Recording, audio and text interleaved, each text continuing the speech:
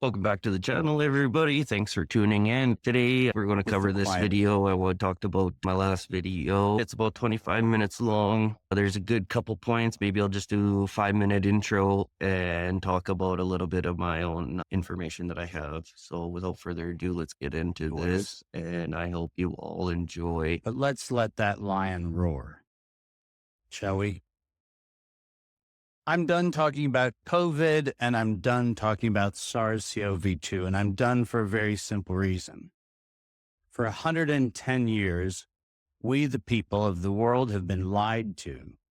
We're a group, a very small number of criminal industrial conspirators decided to subordinate the entirety of the human population for the purpose of their sinister plans to enrich themselves while impoverishing and killing the rest of humanity.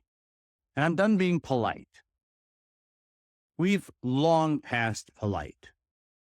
When the words acceptable death rate become part of an industrial norm, we have lost the plot of humanity. And that's not my words. Those were the words of the World Health Organization, Pfizer, and of Moderna when they were given the authorization to begin the process of killing human beings in the interest of advancing their goals. Next slide. And I'm also not going to sugarcoat this. This is a criminal cartel. We are acting as though there's some sort of redeemable quality somewhere in some esoteric layer that somehow or another the World Health Organization must have some salutatory benefit. Well, I'm going to tell you, since its formation in the 1940s, the World Health Organization has been nothing more than a criminal cartel that has a sole and singular intent. And I will show you the document that proves what I'm saying. This is not an allegation. This is actually provable by their own words in their own hand. And they use a 4-step process to execute every one of their nefarious plans. They begin by planning an exercise, then they go to the business of funding that exercise, then they create the rationale for the thing that they're going to do, and then they deploy and profit from it. And in violation of 15 U.S. Code Section 19, which for those of you listening, coincidentally, started with the Clayton Act in the same year that the World Health Organization in the United States, 1913, the same year the World Health Organization's progenitors started. So I find it fascinating that we passed the Clayton Act in 1913 and we set in motion 110 years ago the criminal conspiracy, which we now call the World Health Organization. 110 years later. And in violation of TIFU, or TEFEU, I don't even know how to say it, the TFEU, the treaty allegedly for the functioning of the European Union, which I think needs to now be called the Treaty for the Dysfunctional European Cabal. Article 101 unambiguously lays out the conditions that this was never a public health anything.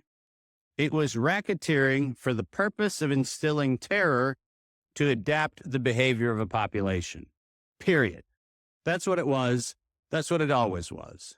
And we can come up with every theoretical argument we want to make about things, but the problem, even with the theory that we had an outbreak of something, is falsifiable for the data from Zurich that shows us that in the year of the death pandemic of the globe, life insurance companies paid $30 billion less in claims.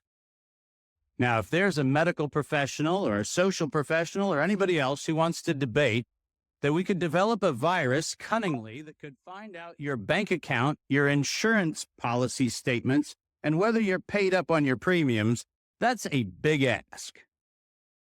It turns out that the data is unambiguous.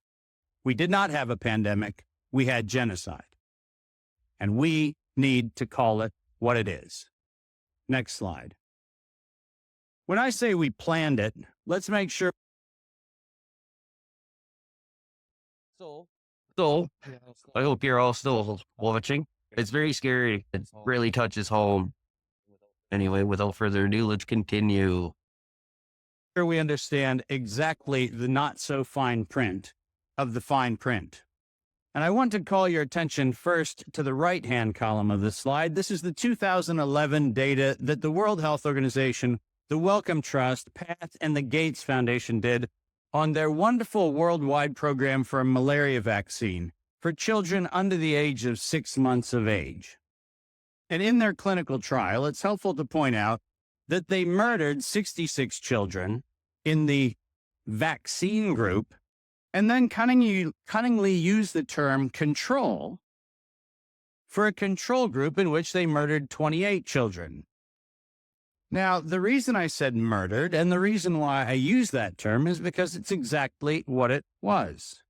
Because it turns out that this control group was not a saline injection. It was not some sort of innocuous, innocent thing. It was actually a cocktail of other known pathogenic disease-carrying injections. The control group was known to kill people, and the experimental control group was actually theoretically maybe going to kill people. And what we did was we actually went ahead and murdered them all. And cunningly, under Article 5, Section 13, which I put on this slide, I want you to understand why I said at its formation in 1947, when the WHO was funded and founded, it was funded and founded by people intent to commit a crime because of their own language.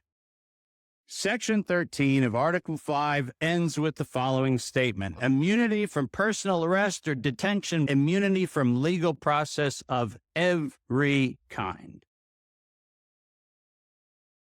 Now, if you didn't intend to commit a crime, I think that's a good place to leave it off. The link in the description. Watch the rest of the video. Thank you for tuning in. Watch till the end. Don't forget to like and subscribe. Continue following for more information.